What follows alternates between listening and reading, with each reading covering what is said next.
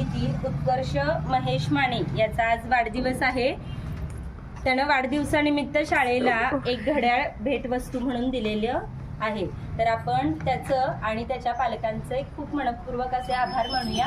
उत्कर्ष कसा आहे सांगते थांबा. उत्कर्ष कधीही शाळा चुकवत नाही, नेहमी शाळेत हजर असतो. एखाद्या दिवशी कार्यक्रम असेल तर तो गैर आहे, पण त्याचं रोजच्या रोज शाळेत येणं वेळेत असतं. त्याचबरोबर तो सगळा अभ्यास पूर्ण करतो आणि त्याचं पाठांतर खूप छान आहे.